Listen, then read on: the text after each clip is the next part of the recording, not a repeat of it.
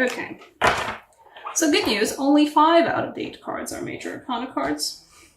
Is that good news? I don't know. Hangman, Chariot, Wheel of Fortune, non-major arcana card for this card, the extra card for this deck, the Illumination, that I do count as a major arcana card, and the High Priestess. Those are your major arcanas.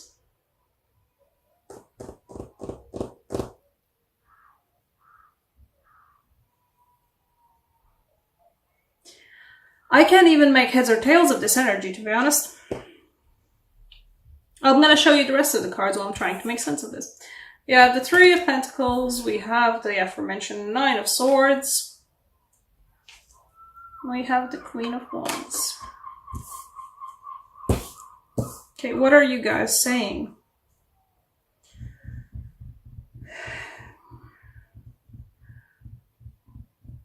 There is a big change coming.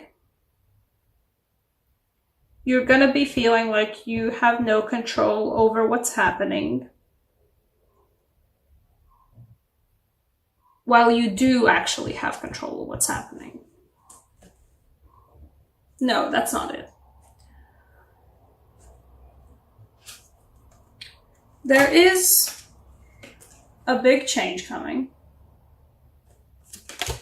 And you're going to feel like you're way in over your head. There it is. But only through your intuition, your gut feelings, will you be able to figure out what even is going on and how to go about reining it all in. It can be reined in, but only if you kind of let go. If you let go of the analytical, if this then that thinking. If you've got that mindset where you've got like a set of rules in your head, if you've got like a set of operations for, if this happens in my life, then I do this and this and this and this. The upheaval is going to be very large, and your first instinct is going to go completely, analytically at it, and whatever aspect of your life is happening, your first gut feeling is gonna be to go completely analytically at it and rein it in using your previous modus operandi that is not gonna pan out this time. It's not. Your previous modus operandi will lead you to this. Just purely look at the visuals of the cards if you don't know shit about tarot. The previous modus operandi, the previous way you were doing things, if you apply this to this situation, will lead you to this. What you need to do is learn how to walk on goddamn water. You need to tap into a completely different aspect of yourself. And that will lead you to be the absolute boss of the situation. I mean, the situation is still a mess, and there's still, everything's going in all different directions, and you don't have reins to hold all that in. But you kind of do. If you come from the position of working from your gut, working from your inner knowledge, working from your feelings, I don't know, working from your heart even, you're going to be able to handle this. If not, then this. I mean, either way, probably this. Either way. Whatever it is that you've been building and working on that's having such an upheaval right now, and everything about it. Might be a job, might be a venture, might be a like outside of work way of income, might be I don't know, living situation, something that you've been putting serious work into, literally laying the bricks in some cases. the thing that's gonna just, like, this is not just like, oh, Wheel of Fortune, stuff's kind of turning around, maybe coming back to where it needs to be. It's a major spin of the wheel, and it's not like the spin of the wheel where it's like, oh yes, and the Wheel of Fortune spins around, you know, like the world keeps spinning, and now it's summer again, where previously there was winter, and just keeps like nice and evenly spinning. No. The illumination gives the Wheel of Fortune like an actual Wheel of Fortune, like in TV shows where you just go spin and just spin it as hard as you can, and then just hope it lands on something good, or hope it lands on the best thing that it can. That's what that spinning will be like. That's what that upheaval will be like. It's gonna make your head spin too. And it's gonna be about something that you've been putting hours into, you've been putting work into, you've been putting effort into. And you're probably gonna be so anxious about it, you've been already anxious about it so much that you have sleepless nights, you can't sleep, you can't relax, everything's horrible. You feel like you're staring into the mouth of just so many swords. Why does the swan have so many swords in its mouth? What kind of a swan even are you? But that's what that will feel like. You're staring into the maw of something that's absolutely has the power to swallow you whole. It won't, but it won't anyway. But if you have the ability in you to connect more deeply with your intuitive side, with your feeling side, with everything, with this, with the delicate balance of walking on water. As in one particular commentary for this card, I said that it does make me think of Persephone's and Haiti with the pomegranates. The ability to be in both a goddess of spring and the queen of the underworld. Doing both. Being connected with both. If you have the power to connect more deeply with that, you will stop feeling like this. You will stop feeling like you're staring into the maw of so many teeth that are going to swallow you whole. Because you will be. This is an illusion. This feels like this, but that is an illusion.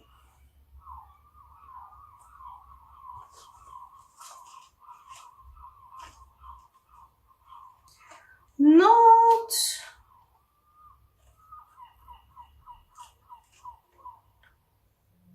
Where is the Queen of Wands? I'd say this is not about you. We also have a Queen of Wands here. It feels like somebody else. It feels like somebody adjacent to you who you can take inspiration from. That's what that feels like. If you can't figure out how to do the intuition thing, how to do the both yin and yang, both goddess of spring and queen of underworld, that's essentially, take inspiration from somebody near you who is like this, who is in power, who is radiant, who is growing, who is evolving, who has that, I'd say even probably feminine kind of a intuition to themselves. If needs be, literally just talk to them.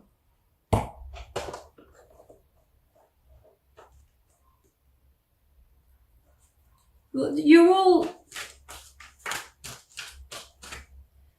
They will be around you. Somebody like that will be around you. I don't know whether it's somebody close to you romantically or a mother figure, perhaps a father figure, I don't know, some parent figure.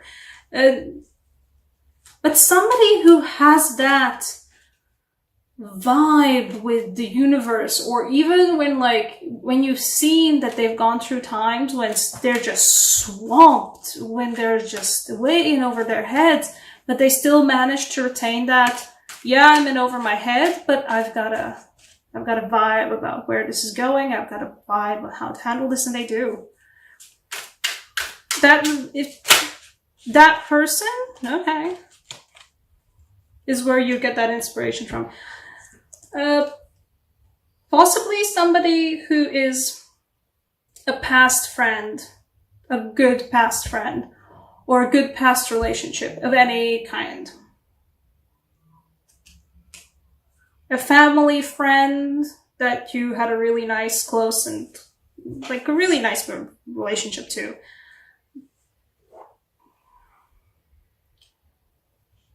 But whoever it is, it's somebody who is close to you or has been close to you before and has the possibility of being close to you again. Not like romantically, but somebody who you have the ability to reach out to. Or even if it is somebody you can't reach out to, you do have the ability to just remember about them. Yeah. You have the ability to, somewhere in your life, somewhere in your previous experience, there is that person who you can take an inspiration from on how to deal with this. Because that upheaval, I don't know what it's going to be. Perhaps it's going to be self-inflicted.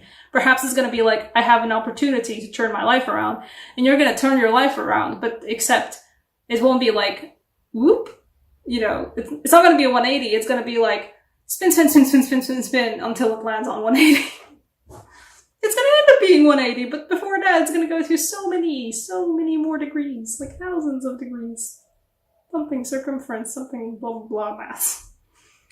Right, Latvian signs for you. What energy will help you? I'm using the Latvian signs deck. The Latvian signs deck it is not unlike runes. It's actually not like runes. It's just symbols from Latvian culture that carry very good energy to them and can be used as sigils, pretty much. Can be used even when you just invoke different runes in any kind of spell work. If you do any kind of spell work or magic work or energy work or whatever you would like to call it. The Latvian signs are just a type of symbol to invoke, and I like to keep this personally. Oh. Okay. I like to personally keep this culture quite open. I like sharing my culture, and so if anybody feels like using these, I personally am acting as a representative for the whole of Latvians and saying you can do that. The sign you get is, well, it's a snake sign. It's the forest snake sign. It's wisdom, but it's the creative aspect of wisdom. This is one of my favorite signs. I actually have a tattoo of it on the back of my neck to kind of speak wise words, or at least hopefully eventually speak wise words. Doesn't help with my sentence structuring, but that's where we are.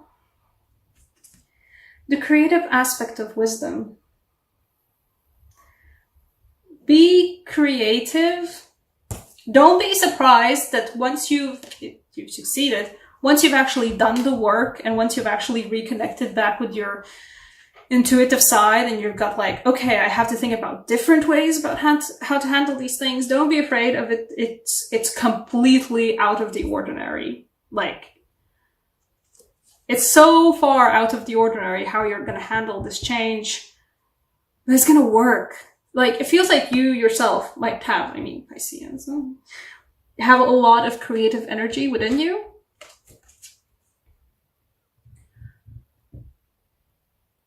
That creative energy kind of holds the universe together. I just said that, I guess.